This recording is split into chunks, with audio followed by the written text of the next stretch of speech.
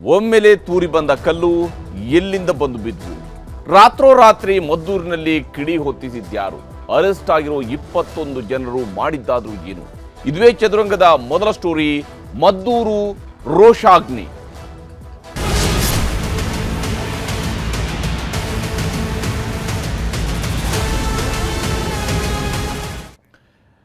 ಮದ್ದೂರು ಕರ್ನಾಟಕದಲ್ಲಿ ರೈತ ಚಳುವಳಿಗಳಿಗೆ ಹೆಸರಾಗಿರ್ತಕ್ಕಂತಹ ಊರು. ಮದ್ದೂರು ಕೇವಲ ರೈತ ಚಳುವಳಿ ಮಾತ್ರ ಅಲ್ಲ, ಸತ್ಯಾಗ್ರಹಗಳಿಗೂ ಕೂಡ ಹೆಸರಾಗಿರ್ತಕ್ಕಂತಹ ಊರು. ಆದರೆ ಅದೇ ಮದ್ದೂರಿನಲ್ಲಿ ಇವತ್ತು ಬಹಳ ದೊಡ್ಡದಾದಂತಹ ಪ್ರತಿಭಟನೆ, ರೋಷಾವೇಶ ಇವೆಲ್ಲವೂ ಕೂಡ ನಡೆದಿರುವಂಥದ್ದು ಕೋಮು ಸಂಘರ್ಷದ ಕಾರಣಕ್ಕಾಗಿ. ಗಣೇಶನ ಮೆರವಣಿಗೆಯ ಸಂದರ್ಭದಲ್ಲಿ ಕಲ್ಲು ತೂರಾಟ ಆಗತ್ತೆ. ಅದು ಕೂಡ ಆ ಕಲ್ಲು ತೂರಾಟ ಆಗಿರ್ತಕ್ಕಂತಹ ಪ್ರದೇಶದ ಹೆಸರು ರಾಮ್ ರಹೀಂ ನಗರ. ರಾಮ್ ರಹೀಂ ನಗರದಲ್ಲಿ ಈ ಗಲಾಟೆ ಶುರುವಾಗುತ್ತೆ. ಅದು ಇವತ್ತು ಇಡೀ ಮದ್ದೂರಿಗೆ ವ್ಯಾಪಿಸಿದೆ. ಮದ್ದೂರಿನಿಂದ ಬೇರೆ ಬೇರೆ ಹಳ್ಳಿಗಳಿಂದ ಕೂಡ ಜನ ಇವತ್ತು ಮದ್ದೂರು ಪಟ್ಟಣಕ್ಕೆ ಬಂದಿದ್ದಾರೆ. ಬೇರೆ ಬೇರೆ ಊರುಗಳಿಂದ ಬಂದಿದ್ದಾರೆ, ನಾಯಕರುಗಳು ಬಂದಿದ್ದಾರೆ. ಬಹಳಷ್ಟು ಮಾತುಗಳು ಬಂದು ಹೋಗ್ತಾ ಇದ್ದಾವೆ. ರೋಷಾಗ್ನಿ ಇವತ್ತು ಮನೆ ಮಾಡಿದೆ. ಕಳೆದ ವರ್ಷ ನಾಗಮಂಗಲ ಆಯಿತು, ಈಗ ಮದ್ದೂರಿನ ಸರದಿ ಅನ್ನುವಂತಹ ರೀತಿಯಲ್ಲಿ ಗೋಚರಿಸ್ತಾ ಇದೆ. ಯಾಕಂದ್ರೆ ನಾಗಮಂಗಲದಲ್ಲಿ ಯಾವ ಸ್ವರೂಪದಲ್ಲಾಯಿತು ಅದೇ ಸ್ವರೂಪದಲ್ಲಿ ಮದ್ದೂರಿನಲ್ಲಿ ಇವತ್ತು ನಡೆದಿದೆ. ಗಣೇಶ ವಿಸರ್ಜನೆಯ ವೇಳೆ ಕಲ್ಲು ತೂರಾಟ ಆಗಿದೆ, ಘರ್ಷಣೆ ನಡೆದಿದೆ. ಕಲ್ಲು ತೂರಾಟ ಆಗುತ್ತೆ, ಘರ್ಷಣೆ ಆಗುತ್ತೆ. ನಾಳೆ ಮದ್ದೂರು ಬಂದ್ಗೆ ಹಿಂದೂ ನಾಯಕರು ಕರೆ ಕೊಟ್ಟಿದ್ದಾರೆ. ಹಿಂದೂ ಪರ ಸಂಘಟನೆಗಳ ನಾಯಕರು ನಾಳೆ ಮದ್ದೂರು ಬಂದ್ಗೆ ಕರೆ ಕೊಟ್ಟಿದ್ದಾರೆ. ಸ್ವಯಂ ಪ್ರೇರಿತವಾಗಿ ಬಂದ್ ಆಚರಿಸಬೇಕು ಅಂತ ಹೇಳಿದ್ದಾರೆ. ಮದ್ದೂರು ಒಂದು ಕಾಲದಲ್ಲಿ ಕಾಂಗ್ರೆಸ್ ವರ್ಸಸ್ JDS ನಡುವಿನ ಸಮರದ ತಾಣ ಆಗಿದ್ದಂಥದ್ದು. ಆದರೆ ಇವತ್ತು ಅಲ್ಲಿ ಬಹಳ ದೊಡ್ಡ ಮಟ್ಟದಲ್ಲಿ ಹಿಂದೂ ಮುಸ್ಲಿಂ ಅನ್ನುವಂತಹ ರೀತಿಯಲ್ಲಿ ಗಲಭೆ ನಡೀತಾ ಇದೆ, ಘರ್ಷಣೆ ನಡೀತಾ ಇದೆ. ಮತ್ತು ಹಿಂದೂ ಪರ ಸಂಘಟನೆಗಳ ಕಾರ್ಯಕರ್ತರ ರೋಷಾಗ್ನಿಯೂ ಕೂಡ ಮುಗಿಲು ಮುಟ್ಟಿರುವಂಥದ್ದು. ಪೊಲೀಸರು ಪರಿಸ್ಥಿತಿನ ನಿಯಂತ್ರಣ ಮಾಡೋದು ಅಂತ ಹೇಳಿದ್ರೆ ನಮ್ಮ ಲಾಠಿಯಿಂದ ಮಾತ್ರ ಸಾಧ್ಯವೇನೋ ಅಂತ ಹೇಳಿ ಅಂದುಕೊಂಡಿದ್ದಾರೆ. ಈ ಲಾಠಿ ಯಾವತ್ತು ಬೀಸ್ತಾರೋ, ಲಾಠಿ ಬೀಸಿದಲ್ಲಿಂದ ನಂತರ ಅಲ್ಲಿ ಶಾಂತಿ ಅನ್ನುವಂಥದ್ದು ದೂರ ಆಗ್ತಾ ಇರುತ್ತೆ. ಅದು ಬಲವಂತದ ಶಾಂತಿ ಸ್ಥಾಪಿಸೋದಕ್ಕೆ ಹೊರಟದ ಪರಿಣಾಮವಾಗಿ ಮತ್ತಷ್ಟು ರೋಷಾವೇಶಕ್ಕೆ ಎಡೆ ಮಾಡಿಕೊಟ್ಟಿರುವಂಥದ್ದು ಪೊಲೀಸರ ಲಾಠಿ ಏಟುಗಳು. ಸರ್ಕಾರ ಒಂದು ಕಡೆಯಲ್ಲಿ ಕಾಂಗ್ರೆಸ್ನವರು ಕಳೆದ ಚುನಾವಣೆ ಸಂದರ್ಭದಲ್ಲಿ ಹೇಳ್ತಾ ಇದ್ರು, ಸರ್ವ ಜನಾಂಗದ ಶಾಂತಿಯ ತೋಟ, ಆ ರೀತಿಯಾಗಿ ನಾವು ಮಾಡ್ತೀವಿ, ಕುವೆಂಪು ಅವರ ಕಲ್ಪನೆಯ ಕರ್ನಾಟಕವನ್ನು ನಾವು ಮಾಡಿ ತೋರಿಸ್ತೀವಿ ಅನ್ನುವಂತಹ ರೀತಿಯಲ್ಲಿ ಹೇಳ್ತಾ ಇದ್ರು. ಆದರೆ ಸರ್ವ ಜನಾಂಗದ ಶಾಂತಿಯ ತೋಟ ಹೋಗಲಿ, ನೆಮ್ಮದಿಯಾಗಿ ಬದುಕುವಂತಹ ತಾಣವನ್ನಾದರೂ ಮಾಡಬೇಕಲ್ಲ. ಸರ್ಕಾರದ ಜವಾಬ್ದಾರಿಯೂ ಕೂಡ ಇಲ್ಲಿದೆ. ಸರ್ಕಾರ ಜವಾಬ್ದಾರಿಯುತವಾಗಿ ನಡ್ಕೊಂಡಾಗ ಈ ರೀತಿಯಾದಂತಹ ಗಲಭೆಗಳು ನಡೆಯೋದಕ್ಕೆ ಸಾಧ್ಯನಾ ಅನ್ನುವಂತಹ ಪ್ರಶ್ನೆಯೂ ಕೂಡ ಇದ್ದೇ ಇರುವಂಥದ್ದು. ನಿಮಗೆ ಇಡೀ ಘಟನೆಯ ಹಾದಿಯನ್ನು ತೋರಿಸ್ತೀನಿ. ಯಾವ ಸ್ವರೂಪದಲ್ಲಿ ಇವತ್ತು ಮದ್ದೂರಿನಲ್ಲಿ ಗಲಾಟೆ ನಡೆದಿದೆ, ಎಲ್ಲಿಂದ ಶುರುವಾಯಿತು, ಇದರ ಕಿಡಿ ಹೊತ್ತಿಕೊಂಡಿದ್ದು ಎಲ್ಲಿ ಅನ್ನೋಂಥ ನೋಡ್ತಾ ಹೋದಾಗ ನಿನ್ನೆ ರಾತ್ರಿ 7:30 ಹೊತ್ತಿಗೆ ರಾಮ್ ರಹೀಂ ನಗರ ಮದ್ದೂರು ಅಲ್ಲಿ ಗಣೇಶ ವಿಸರ್ಜನೆಯ ಮೆರವಣಿಗೆ ಹೋಗ್ತಾ ಇದ್ದಾರೆ. ಗಣೇಶ ವಿಸರ್ಜನೆಗೆ ಅಂತೇಳಿ ಮೆರವಣಿಗೆ ಹೋಗುತ್ತೆ. ನೋಡಿ, ಕಳೆದ ಬಾರಿ ನಾಗಮಂಗಲದಲ್ಲಿ ಗಲಾಟೆ ನಡೆದಿದೆ. ಕನಿಷ್ಠ ಪಕ್ಷ ಮಂಡ್ಯದ ಜಿಲ್ಲಾಡಳಿತ ಎಚ್ಚೆತ್ತುಕೊಂಡಿರ್ತಿದ್ರೆ, ಕನಿಷ್ಠ ಪಕ್ಷ ಮಂಡ್ಯದ ಉಸ್ತುವಾರಿ ಸಚಿವರಿಗೆ ಏನಾದರೂ ಸ್ವಲ್ಪನಾದರೂ ಅಲರ್ಟ್ ಆಗಿದ್ದಿರ್ತಿದ್ರೆ ಮದ್ದೂರಿನಲ್ಲಿ ಇವತ್ತು ಇಂಥದ್ದೊಂದು ಪರಿಸ್ಥಿತಿ ನಿರ್ಮಾಣ ಆಗೋಕ್ಕೆ ಚಾನ್ಸೇ ಇರಲಿಲ್ಲ. ಆದರೆ ಮದ್ದೂರಿನಲ್ಲಿ ನಿನ್ನೆ ರಾತ್ರಿ ನಡೆಯುತ್ತೆ. 7:30 ಹೊತ್ತಿಗೆ DJ ಹಾಕ್ಕೊಂಡು ಮೆರವಣಿಗೆ ಸಾಗ್ತಾ ಇರುತ್ತೆ, ಡ್ಯಾನ್ಸ್ ನಡೀತಾ ಇರುತ್ತೆ, DJ ಆಗ್ತಾ ಇರುತ್ತೆ. ಇದೇ ಸಂದರ್ಭದಲ್ಲಿ ನೋಡಿ, ಯಾವುದೇ ಊರು ಅಂತ ಹೇಳಿದಾಗ ಆ ಊರಿನಲ್ಲಿ ಮೆರವಣಿಗೆ ಹೋಗುವಂಥ ಸಮಯದಲ್ಲಿ ಒಂದು ಮಸೀದಿಯ ಮುಂದೆಯಲ್ಲಿ ಹೋಗುವಂಥ ಸಾಮಾನ್ಯ ನಡೀತಾ ಇರುತ್ತೆ. ಮಸೀದಿಯ ಮುಂದೆಯೂ ಕೂಡ DJ ಹಾಕೊಂಡು ಹೋಗ್ತಾರೆ, ನಡೀತಾ ಇರುತ್ತೆ, ಮೆರವಣಿಗೆ ಹೋಗ್ತಾ ಇರುತ್ತೆ. ಮಸೀದಿ ಪಾಸ್ ಆಗಿ ಸ್ವಲ್ಪ ದೂರ ಹೋಗ್ತಾ ಇದ್ದಂಗೆ ಕಲ್ಲು ತೂರಾಟ ಶುರುವಾಗುತ್ತೆ. DJ ಹಾಕೊಂಡು ಇವರು ಮಾಡ್ತಾ ಇದ್ರು. ನಂತರ 7:45 ಹೊತ್ತಿಗೆ ಡ್ಯಾನ್ಸ್ ಮಾಡ್ತಾ ಇದ್ದಂತಹ DJ ಸೌಂಡ್ಗೆ ತೀವ್ರ ವಿರೋಧ ವ್ಯಕ್ತವಾಗುತ್ತೆ. ಅದಲ್ಲಿಂದ ನಂತರ ಕಲ್ಲು ತೂರುತ್ತಾರೆ, ಕಲ್ಲು ತೂರಾಟ ಆಗುತ್ತೆ. ಸಮೀಪದಲ್ಲಿನೇ ರಾಮ್ ರಹೀಂ ನಗರದ ಮಸೀದಿಯೂ ಕೂಡ ಇತ್ತು. ಅಲ್ಲಿನೇ ಗಣೇಶನ ಮೇಲೆ ಕಲ್ಲು ತೂರಾಟವನ್ನು ನಡೆಸ್ತಾರೆ. ಹೇಗೆ ಇದೆಲ್ಲ ಯಾಕೆ ಸಾಧ್ಯ ಆಗತ್ತೆ ಅಂತೇಳಿ, ಯಾಕೆ ಈ ಊರಿನಲ್ಲಿ ಮಸೀದಿಯ ಮುಂದೆ DJ ಸೌಂಡ್ನ ಜೊತೆಗೆ ಮೆರವಣಿಗೆ ಹೋದ ತಕ್ಷಣ ಕಲ್ಲು ತೂರಾಟ ನಡೆಸಬೇಕು ಅಂತ ಇದೆಯಾ? ಅಲ್ಲಿ ಪ್ರಚೋದನೆ ಮಾಡಿದವರು ಯಾರು, ಯಾವ ಕಾರಣಕ್ಕಾಗಿ ಪ್ರಚೋದನೆ ಮಾಡಿದ್ರು, ಏನು ನಡೀತು ಎಕ್ಸಾಕ್ಟ್ಲಿ, ಗ್ರೌಂಡಲ್ಲಿ ಏನು ನಡೆದಿದೆ, ಇದನ್ನು ಪೊಲೀಸರು ಕೂಡ ಬಯಲು ಮಾಡಬೇಕು ಮತ್ತು ಯಾವ ಕಾರಣಕ್ಕಾಗಿ ಆಗಿದೆ ಅನ್ನೋದನ್ನು ತಿಳಿಸಬೇಕು. ಇಲ್ಲಿ ಗುಂಪುಗಳ ಮಧ್ಯೆ ಕಲ್ಲು ತೂರಾಟ ನಡೆಯುತ್ತೆ. 7:45 ಹೊತ್ತಿಗೆ ಕಲ್ಲು ತೂರಾಟ ಶುರುವಾಗುತ್ತೆ. ಇದೇ exact almost same to same ಕಳೆದ ಬಾರಿ ನಾಗಮಂಗಲದಲ್ಲಿ ಏನು ನಡೀತೋ ಅದೇ ಮದ್ದೂರಿನಲ್ಲಿ ಈ ಬಾರಿ ಅದರ ರೆಪ್ಲಿಕಾ, ಅದರ ಮರುಸೃಷ್ಟಿ ಅನ್ನುವಂಥ ರೀತಿಯಲ್ಲಿ ಈ ಬಾರಿ ನಡೆದಿದೆ ಮದ್ದೂರಿನಲ್ಲಿ, ನಾಗಮಂಗಲದಲ್ಲಿ ನಡೆದಂಥ ರೀತಿಯಲ್ಲಿ. ಆದರೆ 7:45 ಹೊತ್ತಿಗೆ ರಾಮನಗರದಲ್ಲಿ ಪೊಲೀಸರ ಸಮಯ ಪ್ರಜ್ಞೆಯಿಂದ ಪರಿಸ್ಥಿತಿಯನ್ನು ಹತೋಟಿಗೆ ತೆಗೆದುಕೊಳ್ಳಲಾಗುತ್ತೆ. ಯಾಕಂದರೆ ಇದು ಬಹಳ ದೊಡ್ಡ ಗಲಾಟೆಯ ಸ್ವರೂಪಕ್ಕೆ ತಿರುಗೋದಕ್ಕೆ ಹೋಗೋದಿಲ್ಲ. ಅಂದರೆ ನಾಗಮಂಗಲದಲ್ಲಿ ಆದ ರೀತಿಯಲ್ಲಿ ಬಹಳ ತೀವ್ರ ಸ್ವರೂಪಕ್ಕೆ ರಾತ್ರೋರಾತ್ರಿನೇ ಹೋಗೋದಿಲ್ಲ. ಇದು ಪೊಲೀಸರು ಸಮಯ ಪ್ರಜ್ಞೆಯನ್ನು ಮೆರೀತಾರೆ. ಯಾಕಂದರೆ ಬಹಳಷ್ಟು ಪೊಲೀಸರ ಡೆಪ್ಯೂಟ್ ಮಾಡಲಾಗಿತ್ತು. ಈ ಬಾರಿ ಅಲ್ಲಿ ಪರಿಸ್ಥಿತಿಯನ್ನು ನಿಯಂತ್ರಣಕ್ಕೆ ತೆಗೆದುಕೊಳ್ತಾರೆ. ರಾತ್ರಿ 8:15 ಹೊತ್ತಿಗೆ ಹಿರಿಯ ಅಧಿಕಾರಿಗಳು ಅಲ್ಲೇ ಸ್ಥಳಕ್ಕೆ ಬಂದು ಮೊಕ್ಕಾಂ ಹೂಡ್ತಾರೆ. ಅಲ್ಲೇ ಬಂದು ನೋಡ್ತಾರೆ ಮಸೀದಿ ಸುತ್ತಮುತ್ತಲ ಪ್ರದೇಶದಲ್ಲಿ ಎಲ್ಲಿಂದ ಕಲ್ಲು ಬಂತು, ಯಾರು ಕಲ್ಲು ಹೊಡೆದ್ರು, ಏನು ಕತೆ, ಪ್ರತಿಯೊಂದನ್ನು ಕೂಡ ಪರಿಶೀಲಿಸುವಂತಹ ಕೆಲಸವನ್ನು ಪೊಲೀಸರು ಮಾಡ್ತಾರೆ. ಪೊಲೀಸ್ ಹಿರಿಯ ಅಧಿಕಾರಿಗಳು ಬರ್ತಾರೆ, ಜಿಲ್ಲಾಡಳಿತದ ಅಧಿಕಾರಿಗಳು ಬರ್ತಾರೆ. ಅವರು ಬಂದು ಪರಿಸ್ಥಿತಿ ಹೇಗಿದೆ ಅನ್ನೋದನ್ನು ಅವಲೋಕನ ಮಾಡ್ತಾರೆ. ರಾಮ್ ರಹೀಂ ನಗರದಲ್ಲಿ ನಿನ್ನೆ ರಾತ್ರಿಯ ದೃಶ್ಯಗಳಿವು. ಇದಾದ ಮೇಲೆ ಅಹಿತಕರ ಘಟನೆ ನಡೆಯದಂತೆ ಮುನ್ನೆಚ್ಚರಿಕೆಯನ್ನು ಕೂಡ ಪೊಲೀಸರು ಕೊಡ್ತಾರೆ. ಯಾರು ಕೂಡ ಯಾವುದೇ ಅಹಿತಕರ ಘಟನೆಗಳಿಗೆ ಅವಕಾಶ ಇಲ್ಲ ಅಂತ ಹೇಳುವಂಥ ರೀತಿಯಲ್ಲಿ ಎಚ್ಚರಿಕೆಯನ್ನು ಕೂಡ ಕೊಡ್ತಾರೆ. ಅಹಿತಕರ ಘಟನೆಗಳು ನಡೆಯದಂತೆ ಮುನ್ನೆಚ್ಚರಿಕೆಯನ್ನು ಪೊಲೀಸರೇ ಕೊಡ್ತಾರೆ. ತಕ್ಷಣಕ್ಕೆ ಅಲ್ಲಿ ಗಸ್ತು ತಿರುಗ್ತಾರೆ. ಆ ಪ್ರದೇಶದಲ್ಲಿ ಶಾಂತಿ ನೆಲೆಸುವಂತೆ ನೋಡ್ಕೊಳ್ತಾರೆ. ಕಲ್ಲು ತೂರಾಟ ನಡೆಸಿದವರು ಯಾರು ಅನ್ನೋದನ್ನ ಫೈಂಡ್ ಔಟ್ ಮಾಡುವಂತಹ ಪ್ರಯತ್ನವೂ ಕೂಡ ನಡೆಯುತ್ತೆ. ಇವೆಲ್ಲವೂ ಕೂಡ ರಾತ್ರಿ 8:15 ಹೊತ್ತಿಗೆ ನಡೆಯುತ್ತೆ. ನೋಡಿ, 7:30ಯಿಂದ 8:15 ಅವಧಿಯಲ್ಲಿ ಕ್ಷಿಪ್ರ ಕಾರ್ಯಾಚರಣೆ ನಡೆಯುತ್ತೆ. ಆದರೆ 9 ಗಂಟೆ ಹೊತ್ತಿಗೆ ಹಿಂದೂ ಯುವಕರು ಪ್ರತಿಭಟನೆಯನ್ನು ಆರಂಭಿಸ್ತಾರೆ. ನಮ್ಮ ಮೇಲೆ ಕಲ್ಲು ತೂರಾಟ ನಡೆಸಿದವರ ಮೇಲೆ ಕ್ರಮ ಆಗಬೇಕು, ಶಿಕ್ಷೆ ಆಗಬೇಕು, ಅವರನ್ನ ಬಂಧಿಸಬೇಕು ಅನ್ನುವಂತಹ ಹೋರಾಟ ಶುರುವಾಗುತ್ತೆ. ಹಿಂದೂ ಪರ ಸಂಘಟನೆಗಳ ಕಾರ್ಯಕರ್ತರು ಪ್ರತಿಭಟನೆ ನಡೆಸ್ತಾರೆ. ಯಾಕಂದರೆ ಸಹಜವಾಗಿಯೇ ಅವರು ಗಣೇಶನ ಮೆರವಣಿಗೆಯನ್ನು ಮಾಡ್ತಾ ಇದ್ದಂಥವ್ರ ಮೇಲೆ ಏಕಾಏಕಿ ಕಲ್ಲು ತೂರಾಟ ನಡೆಸಿದ್ರು ಅಂತೇಳಿ ಗಣೇಶನನ್ನು ಅಲ್ಲಿ ವಿಸರ್ಜನೆ ಮಾಡ್ಕೊಂಡು ಬಂದು ಹಾಗೆಯೇ ಮನೆಯಲ್ಲಿ ಹೋಗಿ ಕೂತ್ಕೊಳ್ಳೋಕ್ಕಾಗೋದಿಲ್ಲ. ಅವರು ಕೂಡ ಬಂದು ಕೇಳಿದ್ದಾರೆ, ಇಲ್ಲಿ ಕ್ರಮ ಆಗಬೇಕು, ಕಲ್ಲು ತೂರಾಟ ನಡೆಸಿದ ಮೇಲೆ ಕ್ರಮ ಆಗಬೇಕು ಅನ್ನುವಂಥ ಆಗ್ರಹವೂ ಕೂಡ ಶುರುವಾಗಿದೆ. ಹಿಂದೂಗಳಿಗೆ ರಕ್ಷಣೆ ಇಲ್ಲ ಅನ್ನುವಂತಹ ಆಕ್ರೋಶ ವ್ಯಕ್ತವಾಗಿದೆ. ಸಹಜವಾಗಿಯೇ ಈ ಸಂದರ್ಭದಲ್ಲಿ ಈ 1-1.5 ಗಂಟೆ ಅವಧಿಯಲ್ಲಿನೇ ಅಲ್ಲಿ ಅದಕ್ಕೆ ಒಂದು ರೀತಿಯಾದಂತಹ ಪ್ರಚೋದನೆಗಳು ಶುರುವಾಗೋದಕ್ಕೆ ಆರಂಭ ಆಗಿದೆ. ಹಿಂದೂಗಳಿಗೆ ರಕ್ಷಣೆ ಇಲ್ಲ ಅನ್ನುವಂತಹ ಕೂಗನ್ನು ಇದೇ ಸಂದರ್ಭದಲ್ಲಿ ಮೊಳಗಿಸೋದಕ್ಕೆ ಶುರು ಮಾಡ್ತಾರೆ. ಹೆಣ್ಮಕ್ಳು ಕೂಡ ಬೀದಿಗೆ ಬರ್ತಾರೆ, ಅವರು ಕೂಡ ಪ್ರತಿಭಟನೆಯ ಭಾಗ ಆಗ್ತಾರೆ. ಹೀಗಾಗಿ ಯುವಕರು ಯುವತಿಯರು ಎಲ್ಲರೂ ಕೂಡ ಸೇರಿಕೊಂಡು ಪ್ರತಿಭಟನೆಯನ್ನು ಶುರು ಮಾಡ್ತಾರೆ. ಯಾಕಂದರೆ ನಾವು ಮೆರವಣಿಗೆ ಹೋಗುವಾಗ ಈ ರೀತಿಯ ಕಲ್ಲು ಹೊಡೆದಿದ್ದಾರೆ ಅನ್ನುವಂತಹ ಕಾರಣಕ್ಕಾಗಿ ಹೋರಾಟವಾಗಿ ಅದು ರೂಪುಗೊಳ್ಳುತ್ತೆ. ಆದರೆ ಇವತ್ತು ಬೆಳಗ್ಗೆ 6 ಗಂಟೆಯಿಂದ ಶುರುವಾಗುವಂಥದ್ದು ಆ್ಯಕ್ಚುಲಿ ಗಲಾಟೆ. ಇವೆಲ್ಲವೂ ಕೂಡ ರಾತ್ರಿ ಆಗುತ್ತೆ. ರಾತ್ರಿ ಅಲ್ಲಿನೇ ಅದನ್ನು ಮುಗಿಸ್ತಾರೆ. ಪೊಲೀಸರು ಏನೋ ಇದು ಇಲ್ಲಿಗೆ ಮುಗಿದು ಹೋಯಿತು ಅಂತೇಳಿ ಸರ್ಕಾರಗಳ ಜವಾಬ್ದಾರಿ ಇರುವಂಥದ್ದು ಇಲ್ಲೇನೆ. ಇವರು ಅಂದಾಜಿಸೋದಕ್ಕೆ ಸಾಧ್ಯ ಆಗಿಲ್ವ ರಾತ್ರಿ 9 ಗಂಟೆಯಿಂದ ಬೆಳಗ್ಗೆ 6 ಗಂಟೆ, ಬೆಳಗ್ಗೆ 9 ಗಂಟೆ ನಡುವೆ ಏನೇನು ನಡೆಯುತ್ತೆ ಅನ್ನೋಂಥದ್ದು ಸರ್ಕಾರಕ್ಕೆ ಗೊತ್ತಾಗೋದಿಲ್ವಾ ಅಂತ ಹೇಳುವಂಥದ್ದು ಇಲ್ಲಿರುವಂತಹ ಪ್ರಶ್ನೆ. ಯಾಕಂದರೆ ಇಷ್ಟು ದೊಡ್ಡ ಸಂಖ್ಯೆಯಲ್ಲಿ ಅಲ್ಲಿ ಜನ ಜಮಾಯಿಸುವಂಗೆ ಮಾಡ್ತಾರೆ. ಪ್ರತಿಭಟನೆಗೆ ಕಾರಣ ಆಗುತ್ತೆ. ಪ್ರತಿಭಟನೆಗೆ ಹಿಂದೂ ಸಂಘಟನೆಗಳು ಕರೆ ಕೊಟ್ಟಿದ್ವು. ಇದರ ಪ್ರಕಾರವಾಗಿ 6 ಗಂಟೆಯಿಂದಲೇ ಶುರುವಾಗಿತ್ತು, ಬೆಳಗ್ಗೆ 6 ಗಂಟೆಯಿಂದಲೇ ಶುರುವಾಗಿತ್ತು. ಇವತ್ತು ನಾವು ಪ್ರತಿಭಟನೆ ಮಾಡಬೇಕು ಅಂತ ಹೇಳಿ ನಂತರ ಬಂದರು ಜನ ಸಾವಿರಾರು ಸಂಖ್ಯೆಯಲ್ಲಿ ಮದ್ದೂರು ಪಟ್ಟಣಕ್ಕೆ ಬಂದು ಸೇರಿದ್ದಾರೆ. ಮದ್ದೂರು ಪಟ್ಟಣಕ್ಕೆ ಅಷ್ಟು ದೊಡ್ಡ ಸಂಖ್ಯೆಯಲ್ಲಿ ಜನ ಬಂದು ಸೇರಿದಾಗ ಪೊಲೀಸರ ನಿಯೋಜನೆ ಕಡಿಮೆನೇ ಇತ್ತು. ಅಲ್ಲೇನು ಬಹಳ ದೊಡ್ಡದಲ್ಲಿ ಪೊಲೀಸರ ನಿಯೋಜನೆಯೂ ಕೂಡ ಇರಲಿಲ್ಲ. ಇದರಿಂದಾಗಿ ನೋಡಿ, ಯಾವ ಊರುಗಳು ರೈತರ ಹೋರಾಟಗಳಿಗೆ, ಕಾವೇರಿಯ ಪ್ರತಿಭಟನೆಗಳಿಗೆ ಹೆಸರುವಾಸಿಯಾದಂತಹ ಊರುಗಳಲ್ಲಿ ಜನ ಈ ಕೋಮು ವಿಚಾರಗಳಿಗಾಗಿ ಇಲ್ಲಿ ಜಮಾಯಿಸಿದ್ದಾರೆ. ಬೆಂಗಳೂರು ಮೈಸೂರು ಹೆದ್ದಾರಿ ತಡೆಗೂ ಕೂಡ ಕರೆಯನ್ನು ನೀಡಲಾಗಿತ್ತು. ಬೆಳಗ್ಗೆ 6 ಗಂಟೆಗೆ ಇಂಥದ್ದೊಂದು ಕರೆಯನ್ನು ಕೊಟ್ಟಿದ್ರು, ಹೆದ್ದಾರಿ ಬಂದ್ ಮಾಡಬೇಕು ಅಂತ ಹೇಳಿ. ಆ ಮೂಲಕವಾಗಿ ನಮ್ಮ ಮೇಲೆ ನಡೆದಂತಹ ದೌರ್ಜನ್ಯಕ್ಕೆ ನಾವು ಪ್ರತಿಭಟಿಸಬೇಕು ಅಂತೇಳಿ ಆಯಿತು. ಬೆಳಗ್ಗೆ 8 ಗಂಟೆಗೆ ಮದ್ದೂರಿನಲ್ಲಿ ನಿಷೇಧಾಜ್ಞೆಯನ್ನು ಜಿಲ್ಲಾ ಪೊಲೀಸರು ನಿಷೇಧಾಜ್ಞೆಯನ್ನು ಜಾರಿಗೊಳಿಸ್ತಾರೆ. ಮದ್ದೂರಿನಲ್ಲಿ ಯಾರು ಕೂಡ ಜನ ಜಮಾಯಿಸುವಂತಿಲ್ಲ ಅಂತ ಹೇಳ್ತಾರೆ. ನಿಷೇಧಾಜ್ಞೆಯನ್ನು ಜಾರಿಗೊಳಿಸುವಂಥದ್ದು ಘೋಷಣೆ ಮಾಡಿದ ತಕ್ಷಣ ನಿಷೇಧಾಜ್ಞೆ ಅದಾಗಿ ಜಾರಿ ಆಗುವುದಿಲ್ಲ.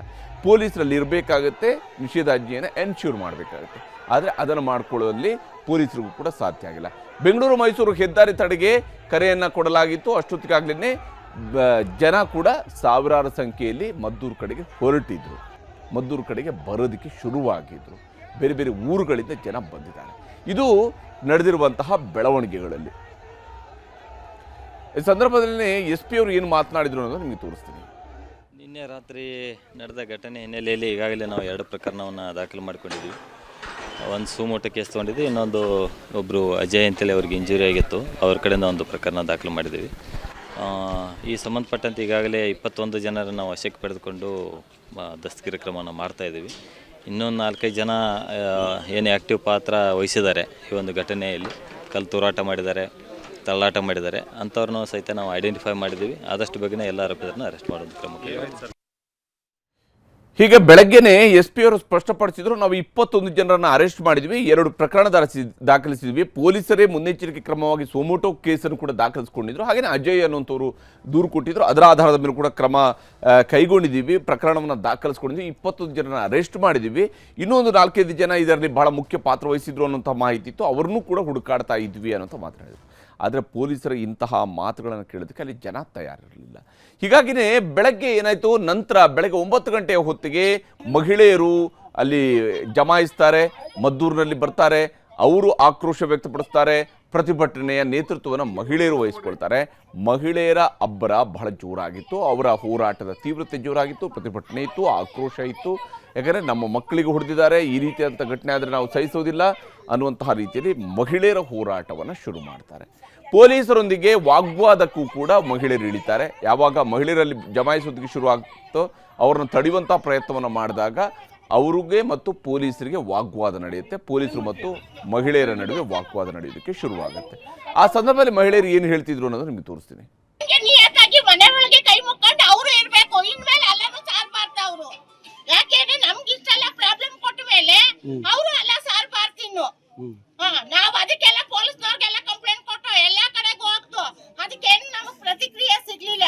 ಪೊಲೀಸ್ನವರು ಅರ್ಧ ಅವ್ರಿಗೆ ಸಪೋರ್ಟ್, ಅವ್ರಿಗೊಂದು ಕಾನೂನು ನಮ್ಗೊಂದು ಕಾನೂನು ಪೊಲೀಸ್ ಮಾಡೋದು, ಎಲ್ಲರಿಗೂ ಒಂದೇ ಕಾನೂನು, ಅವ್ರು ಮನುಷ್ಯರೇ ನಾವು ಮನುಷ್ಯರೇ. ಇದೊಂದೇ ಬಾಕಿ ಇರೋದು ಸರ್. ಇಲ್ಲಿ ನಾವು ಮುಸ್ಲಿಮ್ಸ್ ಅವರಾಗಿ ಕನ್ವರ್ಟ್ ಆಗ್ಬೇಕು. ಇವರೆಲ್ಲ ಇವ್ರದೇ ಏರಿಯಾಗಳಲ್ಲಿ, ಈ ಏರಿಯಾದಲ್ಲಿ ಅರ್ಧಕ್ಕರ್ಧ ಜನ ಈಗ ಸರ್ ಅವರೇ ಇರೋದು. ನಮ್ಮನ್ನ ಓಡಾಡಕ್ ಬಿಡೋದಿಲ್ಲ ಅಂತಾರೆ. ಒಂದೇನೋ ಒಂದು ಪ್ರತಿಯೊಂದು ಈಗ ಗಣೇಶನ ವರ್ಷಕ್ಕೆ ಒಂದ್ಸಲ ಬಿಡ್ತಾರೆ. ಇವ್ರಂಗೆ ಏರಿಯಾದಲ್ಲೆಲ್ಲ ರೋಡಲ್ಲೆಲ್ಲ ರ್ಯಾಲಿ ಮಾಡ್ಕೊ ಬಂದ್ರು. ನಾವ್ ಮಾಡ್ಬಾರ್ದು, ನಾವ್ ಹಿಂದೂಗಳಲ್ಲ. ಇವ್ರು ಇದು ಮಿನಿ ಪಾಕಿಸ್ತಾನ್ ಮಾಡ್ಬೇಕು ಅಂತಾನೆ ಅನ್ಕೊಂಡಿರೋ ಸರ್ ಅವರು. ಅವ್ರು ಎಂಟ್ರೆನ್ಸ್ ಅಲ್ಲಿ ಮಸೀದಿ ಕಟ್ಬಿಟ್ಟು ನಮ್ಮನ್ನ ಅಲ್ಲಿ ಹೋಗ್ಬಾರ್ದು. ಏನ್ ನ್ಯಾಯ? ನಾವ್ ಇಲ್ಲಿಂದಾನೆ ದಾಟ್ಕೊಂಡು ಅಲ್ಲಿ ಹೋಗಕ್ ಆಗೋದು. ಎಂಟ್ರೆನ್ಸ್ ಅಲ್ಲಿ ಅವ್ರು ಯಾಕೆ ಮಸೀದಿ ಕಟ್ರು? ಇವಾಗ ಮಸೀದಿ ರೆಡಿ ಮಾಡ್ಲಿ, ನಮ್ಮ ಹಿಂದೂ ಧರ್ಮನ ಮುಂದೆ ಬಿಡ್ಲಿ. ಸಾವಾಗಿರೋ ಟಮಟೆ ಕೂಡ ಹೊಡಿಬಾರ್ದು ಅಂತಾರೆ ಸರ್ ಅವರು. ಸಾವಾಗಿರೋ ಟಮಟೆ ಕೂಡ. ಹೀಗೆ ಇಲ್ಲಿ ಮಹಿಳೆಯರೇ ಆಡ್ತಾ ಇರುವಂತಹ ಮಾತುಗಳನ್ನು ಗಮನಿಸಿದಾಗಲೂ ಕೂಡ ಹೇಗೆ ಇಲ್ಲಿ ಧರ್ಮದ ನಡುವೆ ಒಡಕಿದೆ ಅನ್ನೋದು ಸ್ಪಷ್ಟವಾಗಿದೆ. ಅವರು ಕೂಡ ಬಹಳಷ್ಟು ಆರೋಪಗಳನ್ನು ಇಲ್ಲಿ ಮಹಿಳೆಯರು ಮಾಡ್ತಾ ಇದ್ರು. ಈ ರೀತಿಯಾಗಿ ಅವ್ರಿಗೊಂದು ನ್ಯಾಯ, ನಮಗೊಂದು ನ್ಯಾಯ ಅನ್ನುವಂಥದ್ದು ಯಾಕೆ, ತಮಟೆ ಹೊಡೆಯೋದಕ್ಕೂ ಬೀಳೋದಿಲ್ಲ, ಈ ರೀತಿಯಂಥ ಪ್ರಶ್ನೆಗಳನ್ನು ಮಹಿಳೆಯರು ಒಂದು ಕಡೆಯಲ್ಲಿ ಎತ್ತಿದ್ದಾರೆ. ಮತ್ತೊಂದು ಕಡೆಯಲ್ಲಿ ಬೆಳಗ್ಗೆ 9:45 ಹೊತ್ತಿಗೆ ಪ್ರತಿಭಟನೆಗೆ ಹಿಂದೂ ಪರ ಸಂಘಟನೆಗಳು ಕೂಡ ಇಳಿತಾರೆ. ಅವರು ಕೂಡ ಮದ್ದೂರಿಗೆ ಆಗಮಿಸ್ತಾರೆ. ದೊಡ್ಡ ಸಂಖ್ಯೆಯಲ್ಲಿ ಯುವಕರ ಗುಂಪು ಬರುತ್ತೆ, ದೊಡ್ಡ ಸಂಖ್ಯೆಯಲ್ಲಿ ಹಿಂದೂ ಸಂಘಟನೆಗಳ ಕಾರ್ಯಕರ್ತರು ಬರ್ತಾರೆ. ದೊಡ್ಡ ಪ್ರಮಾಣದಲ್ಲಿ ಹೋರಾಟ ಶುರುವಾಗುತ್ತೆ. ಪ್ರಮುಖ ರಸ್ತೆಗಳಲ್ಲಿ ಪ್ರತಿಭಟನೆ ನಡೆಸ್ತಾರೆ. ರಸ್ತೆಗಳನ್ನು ಬ್ಲಾಕ್ ಮಾಡಲಾಗುತ್ತೆ. ಪ್ರತಿಭಟನೆಯ ಘೋಷಣೆಗಳು ಮೊಳಗ್ತವೆ. ಆ ಮೂಲಕವಾಗಿ ಕೇಸರಿ ರಣಕಹಳೆ ಮೊಳಗಿರುತ್ತೆ. ಇದು 10 ಗಂಟೆಯ ಹೊತ್ತಿಗಾಗಲೇ, ಬೆಳಗ್ಗೆ 10 ಗಂಟೆ ಹೊತ್ತಿಗಾಗಲೇ 5,000ಕ್ಕೂ ಹೆಚ್ಚು ಹಿಂದೂ ಕಾರ್ಯಕರ್ತರು ಜಮಾಯಿಸ್ತಾರೆ. ಪ್ರದೇಶದಲ್ಲಿ ಮದ್ದೂರಿನಲ್ಲಿ ಜಮಾಯಿಸ್ತಾರೆ ಸುಮಾರು 5,000ಕ್ಕೂ ಹೆಚ್ಚು ಹಿಂದೂ ಕಾರ್ಯಕರ್ತರು. ಸಹಜವಾಗಿಯೇ ಪರಿಸ್ಥಿತಿ ಬಹಳ ಗಂಭೀರವಾಗಿರುತ್ತೆ. ಶಾಂತಿಯುತ ಪ್ರತಿಭಟನೆಗೆ ಅವಕಾಶವನ್ನು ಮಾಡಿಕೊಟ್ಟು ಅವರನ್ನ ವಾಪಸ್ ಕಳಿಸುವಂತಹ ಪ್ರಯತ್ನವನ್ನು ಮಾಡಬಹುದಾಗಿತ್ತು. ಆದರೆ ಆ ಪ್ರಯತ್ನಕ್ಕೆ ಬೇಕಷ್ಟು ಪೊಲೀಸರ ನಿಯೋಜನೆ ಆಗಿತ್ತಾ? ಈ ಪ್ರಶ್ನೆ ಇದ್ದೇ ಇದೆ. ಯಾಕಂದರೆ ಜಿಲ್ಲಾಡಳಿತ ಎಷ್ಟರ ಮಟ್ಟಿಗೆ ಇದನ್ನು ಅಂದಾಜಿಸಿದೆ, ವಸ್ತುಸ್ಥಿತಿಯನ್ನು ಅಂದಾಜಿಸಿದೆ.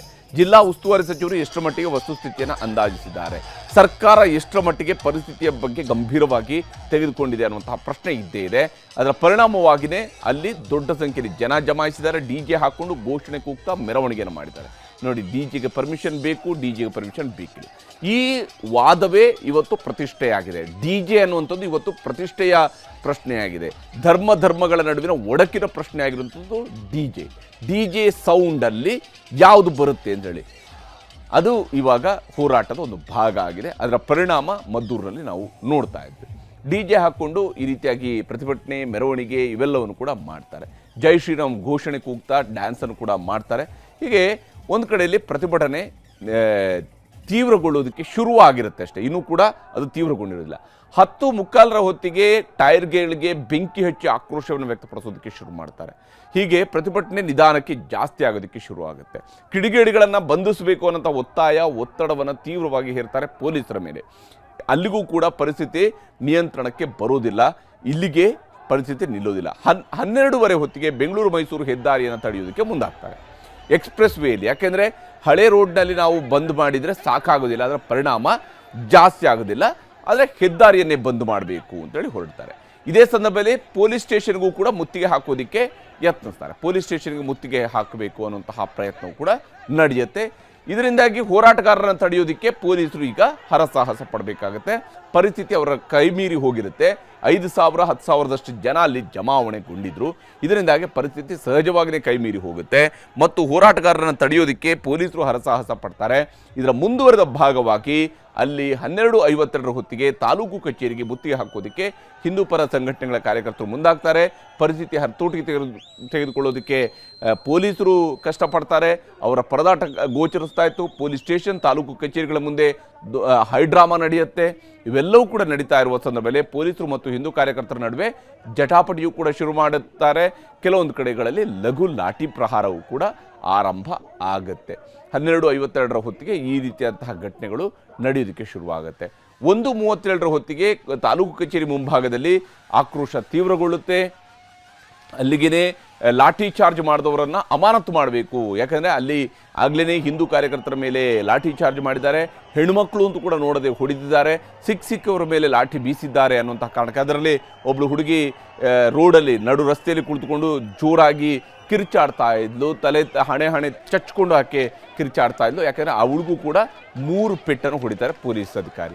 ಹೀಗಾಗಿ ಅಲ್ಲಿ ಹೋರಾಟ ತೀವ್ರಗೊಳ್ಳುತ್ತೆ. ನೋಡಿ, ಈ ಹುಡುಗಿಗೆ 3 ಪೆಟ್ಟು ಬೀಳುತ್ತೆ. ಪೆಟ್ಟು ಬಿದ್ದ ನಂತರ ಆಕೆ ಅಲ್ಲಿ ಕೂತ್ಕೊಂಡು ಜೋರಾಗಿ ಕಿರ್ಚಾಡೋದಕ್ಕೆ ಶುರು ಮಾಡ್ತಾಳೆ. ಹಣೆ ಚಚ್ಕೊಂಡು ಕಿರ್ಚಾಡೋದಕ್ಕೆ ಶುರು ಮಾಡ್ತಾಳೆ. ನಂತರ ಆಕೆನ ಎಬ್ಬಿಸ್ತಾರೆ, ಪೊಲೀಸರೇ ಎಬ್ಬಿಸ್ತಾರೆ. ಆಕೆಯನ್ನು ಎಬ್ಬಿಸಿ ನಂತರ ಉಳಿದವರ ಜೊತೆ ಕೂಡ ವಾಗ್ವಾದ ನಡೆಯುತ್ತೆ. ಪೊಲೀಸರಿಗೆ ಯಾವಾಗ ಪೊಲೀಸರ ಕೈಯಲ್ಲಿ ಲಾಠಿಯನ್ನು ಬೀಸೋದಕ್ಕೆ ಅವಕಾಶ ಸಿಗುತ್ತೋ ಸಿಕ್ಕವರ ಮೇಲೆ ಹೊಡಿತಾರೆ.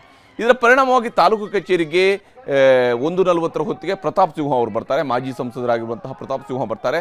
ಅಷ್ಟೊತ್ತಿಗಾಗಲೇ ನಿಖಿಲ್ ಕುಮಾರಸ್ವಾಮಿ ಅವರು ಕೂಡ ಅಲ್ಲಿಗೆ ಬರ್ತಾರೆ. ನಂತರ ಇನ್ನೊಂದು ಸ್ವಲ್ಪ ಹೊತ್ತಿನಲ್ಲಿ ನಿಖಿಲ್ ಕುಮಾರಸ್ವಾಮಿ ಬರ್ತಾರೆ. ಪ್ರತಾಪ್ ಸಿಂಹ ಬರುವ ವೇಳೆಗಾಗಲೇ ಪರಿಸ್ಥಿತಿ ಇನ್ನಷ್ಟು ಉದ್ವಿಗ್ನಗೊಂಡಿತ್ತು. ಪ್ರತಾಪ್ ಸಿಂಹ ಅವರು ಮತ್ತೆ ಅಲ್ಲಿ ರೋಷಾವೇಶದ ಭಾಷಣವನ್ನು ಪ್ರತಾಪ್ ಸಿಂಹ ಅವರು ಕೂಡ ಮಾಡಿದ್ದಾರೆ. ಸಹಜವಾಗಿಯೇ ಹಿಂದೂಗಳ ಮೇಲೆ ಆಗಿರ್ತಕ್ಕಂತಹ ಅಟ್ಯಾಕ್ ಇದು ಅನ್ನುವಂಥದ್ದು, ಗಣೇಶ ಮೆರವಣಿಗೆಯ ವಿಚಾರದಲ್ಲಿ ನಡೆದಿರುವಂಥ ಅಟ್ಯಾಕ್ ಇದು ಅನ್ನುವಂತಹ ಆಕ್ರೋಶವನ್ನು ವ್ಯಕ್ತಪಡಿಸ್ತಾರೆ. ಇವೆಲ್ಲವೂ ಕೂಡ ನಡೀತಾ ಹೋಗುತ್ತೆ. 2:40 ಹೊತ್ತಿಗೆ ಸ್ಥಳಕ್ಕೆ ನಿಖಿಲ್ ಕುಮಾರಸ್ವಾಮಿ ಅವರು ಕೂಡ ಬಂದಿರ್ತಾರೆ. ನಿಖಿಲ್ ಕುಮಾರಸ್ವಾಮಿ ಕೂಡ ಮದ್ದೂರಿಗೆ ಬರುವಾಗ ಮಾಮೂಲಿಯಾಗಿ ಅವರ ಹಸಿರು ಫ್ಲಾಗ್ಗಳಿದ್ವು, ಆದರೆ ಇವತ್ತು ಕೇಸರಿ ಫ್ಲಾಗ್ ಶಾಲನ್ನು ಕೂಡ ಹಾಕ್ಕೊಂಡು ಬಂದಿದ್ದಾರೆ. ತಮ್ಮ ಪಕ್ಷದ ಜೊತೆಗೆ ಕೇಸರಿ ಶಾಲನ್ನು ಕೂಡ ಹಾಕ್ಕೊಂಡು ಬಂದಿದ್ದಾರೆ. ಆ ಮೂಲಕ ತಾವು ಕೂಡ ಹಿಂದೂ ಹೋರಾಟಗಾರರ ಪರ ನಿಂತಿದ್ದೇವೆ ಅನ್ನುವಂಥದ್ದನ್ನು, ನಮ್ಮ ಮೈತ್ರಿ ಈ ವಿಚಾರದಲ್ಲೂ ಕೂಡ ಇದೆ ಅನ್ನುವಂಥದ್ದನ್ನು ಅವರು ಖಾತ್ರಿಪಡಿಸ್ಕೊಳ್ತಾರೆ ನಿಖಿಲ್ ಕುಮಾರಸ್ವಾಮಿ. ಅಲ್ಲಿಗೆ ನಿಖಿಲ್ ಕುಮಾರಸ್ವಾಮಿ, ಪ್ರತಾಪ್ ಸಿಂಹ ಇಬ್ಬರು ಕೂಡ ಸೇರಿ ಅಲ್ಲಿ ಜಮಾಯಿಸ್ತಾರೆ. ಯಾವ ಮದ್ದೂರಿನಲ್ಲಿ ಕಾಂಗ್ರೆಸ್ಸನ್ನು ವಿರೋಧಿಸುವಾಗ JDS ಮುಂಚೂಣಿಯಲ್ಲಿತ್ತೋ ಅಲ್ಲಿ JDS ಇವತ್ತು BJPಯ ಜೊತೆ ಸೇರಿಕೊಂಡು BJPಯ ಕಾರ್ಯಕರ್ತರು ಮತ್ತು ಹಿಂದೂ ಸಂಘಟನೆಗಳ ಕಾರ್ಯಕರ್ತರು ಏನು ತೀವ್ರವಾಗಿ ಹೋರಾಟ ನಡೆಸ್ತಾ ಇದ್ರು, ಅವ್ರ ಜೊತೆಗೆ JDSನವರು ಕೂಡ ಕೈ ಜೋಡಿಸಿದರು. ಈ ಸಂದರ್ಭದಲ್ಲಿ ಗಲಭೆ ನಿಯಂತ್ರಣಕ್ಕೆ ಒಂದಿಷ್ಟು ಕ್ರಮವನ್ನು ಕೈಗೊಳ್ಳುವಂಥ ಪ್ರಯತ್ನವನ್ನು ಪೊಲೀಸರು ಮಾಡಿದ್ದಾರೆ. ಮದ್ದೂರು ಗಲಾಟೆ ಸಂಬಂಧ 21 ಜನರನ್ನು ಬಂಧಿಸಿದ್ದೀವಿ ಅಂತೇಳಿ ಬೆಳಗ್ಗೆನೇ SP ಅವರು ಸ್ಪಷ್ಟಪಡಿಸಿದ್ದಾರೆ. ಎರಡೂ ಕೋಮುಗಳ ಜನರ ಮೇಲೂ ಕೂಡ ಕೇಸ್ ಹಾಕಲಾಗಿದೆ. ಹಿಂದೂಗಳು ಮತ್ತು ಮುಸಲ್ಮಾನರ ಮೇಲೂ ಕೂಡ ಕೇಸ್ ಹಾಕಲಾಗಿದೆ. ಮೈಸೂರು ವಲಯದ ಜಿಲ್ಲೆಗಳ ಪೊಲೀಸರನ್ನು ಅಲ್ಲಿಗೆ ನಿಯೋಜನೆ ಮಾಡುವಂತಹ ಕೆಲಸವನ್ನು ನಂತರ ಮಾಡಿದ್ದಾರೆ. ಎಲ್ಲರನ್ನು ಕೂಡ ಮದ್ದೂರು ಕಡೆಗೆ ಡಿಪ್ಯೂಟ್ ಮಾಡಿದ್ದಾರೆ. ಮಂಡ್ಯದಲ್ಲಿ ಹಿಂದೆ ಕೆಲಸ ಮಾಡಿದಂತಹ ಪೊಲೀಸರಿಗೂ ಕೂಡ ಬುಲಾವ್ ನೀಡಲಾಗಿದೆ. ಪರಿಸ್ಥಿತಿಯನ್ನು ಆದಷ್ಟು ಬೇಗನೆ ನಿಯಂತ್ರಣಕ್ಕೆ ತೆಗೆದುಕೊಳ್ಬೇಕು ಅನ್ನುವಂತಹ ನಿಟ್ಟಿನಲ್ಲಿ ಕ್ರಮಗಳನ್ನು ಕೈಗೊಳ್ಳಲಾಗಿದೆ. ಮಂಡ್ಯ SP ಆಗಿದ್ದಂತಹ N ಯತೀಶ್ಗೂ ಕೂಡ DG ಅವರು ಬುಲಾವ್ ಕೊಟ್ಟಿದ್ದಾರೆ. ಅವ್ರಿಗೂ ಕೂಡ ಬರೋದಕ್ಕೆ ಹೇಳಿದ್ದಾರೆ. ನೀವು ಕೂಡ ಅಲ್ಲಿ ಹೋಗಿ ಪರಿಸ್ಥಿತಿಯನ್ನು ನೋಡಿ ಅಂತ ತಿಳಿಸಿದ್ದಾರೆ. ಯಾಕಂದರೆ ಅಲ್ಲಿರುವಂತಹ ಮುಖಂಡರುಗಳು, ಲೋಕಲ್ ಲೀಡರ್ಸು, ಇವ್ರುಗಳ ಪರಿಚಯ ಕೂಡ ಬೇಕಾಗುತ್ತೆ ಪರಿಸ್ಥಿತಿಯನ್ನು ನಿಯಂತ್ರಣ ಮಾಡೋದಕ್ಕಾಗಿ. ಸದ್ಯಕ್ಕೆ ಮದ್ದೂರಿನಲ್ಲಿ ಹೋಗಿ ಪರಿಸ್ಥಿತಿಯನ್ನು ನಿಯಂತ್ರಿಸೋದಕ್ಕೆ DGP ಅವರು ಕೂಡ ಸೂಚನೆಯನ್ನು ಕೊಟ್ಟಿದ್ದಾರೆ. ಅಧಿಕಾರಿಗಳ ತಂಡಗಳನ್ನು ನಿಯೋಜನೆ ಮಾಡಿದ್ದಾರೆ. ಆದರೆ ಇಷ್ಟೆಲ್ಲ ಆದರೂ ಕೂಡ ಗಲಾಟೆ ಬಹಳ ತೀವ್ರ ಸ್ವರೂಪದಲ್ಲೇ ಸಾಗಿತ್ತು. ಇದರ ನಡುವೆನೇ ನಾಳೆ ಮದ್ದೂರು ಬಂದ್ಗೆ ಕರೆಯನ್ನು ನೀಡಲಾಗಿದೆ. ಗಣೇಶನ ಮೇಲೆ ಕಲ್ಲು ತೂರಾಟವನ್ನು ಖಂಡಿಸಿ ನಾಳೆ ಮದ್ದೂರು ಬಂದ್ಗೆ ಕರೆ ನೀಡಲಾಗಿದೆ. ಗಣೇಶನ ಮೂರ್ತಿಯ ಮೇಲೆಯೇ ಕಲ್ಲು ತೂರಾಟ ನಡೆಸುವಂತಹ ಕಾರಣಕ್ಕಾಗಿ ಮದ್ದೂರು ಬಂದ್ಗೆ ಕರೆ ನೀಡಲಾಗಿದೆ. ಹಿಂದೂಪರ ನಾಯಕರು, ಹಿಂದೂಪರ ಸಂಘಟನೆಗಳ ನಾಯಕರುಗಳು ಈಗಾಗಲೇ ಮದ್ದೂರು ಬಂದ್ಗೆ ಕರೆ ಕೊಟ್ಟಿದ್ದಾರೆ. ಸ್ವಯಂ ಪ್ರೇರಿತ ಬಂದ್ ಆಚರಿಸಿ ಅಂತೇಳಿ ಕರೆ ಕೊಟ್ಟಿದ್ದಾರೆ. ಸಹಜವಾಗಿಯೇ ಪರಿಸ್ಥಿತಿ ಗಂಭೀರವಾಗಿದೆ. ಬಂದ್ಗೆ ಕರೆ ನೀಡ್ತಾ ಇದ್ದಂತೆ ಪೊಲೀಸರು ಕೂಡ ಅಲರ್ಟ್ ಆಗಿದ್ದಾರೆ. ಸ್ಥಳದಲ್ಲಿ ಹೆಚ್ಚು ಅಲರ್ಟ್ ಆಗಿದ್ದಾರೆ ಮತ್ತು ಹೆಚ್ಚುವರಿ ನಿಯಂತ್ರಣಕ್ಕೆ, ಹೆಚ್ಚುವರಿ ಪೊಲೀಸರ ನಿಯೋಜನೆಗೂ ಕೂಡ ಪರಿಸ್ಥಿತಿಯ ನಿಯಂತ್ರಣಕ್ಕೆ ಬೇಕಾಗಿ ಹೆಚ್ಚುವರಿ ಪೊಲೀಸರ ನಿಯೋಜನೆಗೆ ಪ್ಲಾನ್ ಅನ್ನು ರೂಪಿಸಿಕೊಳ್ಳಲಾಗಿದೆ. ಸರ್ಕಾರವೂ ಕೂಡ ಅಲರ್ಟ್ ಆಗಿದೆ. ಬಹಳ ಮುಖ್ಯವಾಗಿ ಹಿಂದೂಪರ ನಾಯಕರ ಈ ಒಂದು ಬಂದ್ ಕರೆಯ ಹಿನ್ನೆಲೆಯಲ್ಲಿ ಸರ್ಕಾರ ತೀವ್ರ ನಿಗಾವನ್ನು ಇಟ್ಟಿದೆ. ಮದ್ದೂರಿನಲ್ಲಿ ಆಗುವಂತಹ ಪ್ರತಿಯೊಂದು ಬೆಳವಣಿಗೆಗಳ ಬಗ್ಗೆ ಕೂಡ ತೀವ್ರ ನಿಗಾ ಇಟ್ಟಿದೆ. ಮುಖ್ಯಮಂತ್ರಿ ಸಿದ್ದರಾಮಯ್ಯನವರು ಜಿಲ್ಲಾ ಉಸ್ತುವಾರಿ ಸಚಿವರಾಗಿರುವಂತಹ ಚಲುವರಾಯಸ್ವಾಮಿಗೂ ಕೂಡ ಮದ್ದೂರಿಗೆ ಹೋಗುವಂತಹ ಸೂಚನೆಯನ್ನು ಕೊಟ್ಟಿದ್ದಾರೆ. ಅವರು ಕೂಡ ಹೊರಟಿದ್ದಾರೆ. ಆದರೆ ಇಲ್ಲಿರುವಂಥದ್ದು ರಾಜಕೀಯದ ಲೆಕ್ಕಾಚಾರ ಹೇಗೆ ಸಾಗಿತ್ತು ಅನ್ನೋಂಥರ ಬಗ್ಗೆ ಕೂಡ ನಾವು ಗಮನಿಸಬೇಕು. ಅಂದು ನಾಗಮಂಗಲ, ಇಂದು ಮದ್ದೂರು. ಗಣೇಶನ ಗಲಾಟೆಯಲ್ಲೂ ಕೂಡ ರಾಜಕೀಯದ ಬೇಳೆ. ಬಿಜೆಪಿ ಜೆಡಿಎಸ್ ಮೈತ್ರಿಯಿಂದಲೇ ಗಲಾಟೆ. ಇದುವೇ ಚದುರಂಗದ ಎರಡನೇ ಸ್ಟೋರಿ. ಪ್ರತಿಭಟನೆಯೋ ಪ್ರಚೋದನೆಯೋ?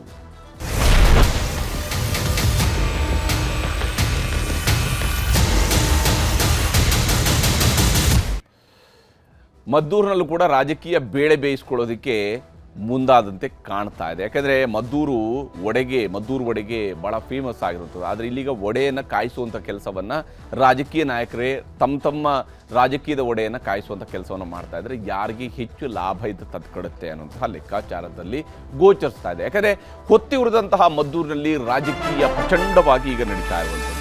ಕಾಂಗ್ರೆಸ್ ಸರ್ಕಾರದ ವಿರುದ್ಧ ಬಿಜೆಪಿ ಆಕ್ರೋಶವನ್ನು ವ್ಯಕ್ತಪಡಿಸಿದೆ, ರೋಷಾವೇಶವನ್ನು ತೋರಿಸ್ತಾ ಇದೆ. ಗಣೇಶನ ಗಲಾಟೆಯ ಜೊತೆಗೆ ರಾಜಕೀಯದ ಗುದ್ದಾಟ ಈಗ ತೀವ್ರ ಸ್ವರೂಪವನ್ನು ಪಡ್ಕೊಂಡಿರುವಂಥದ್ದು.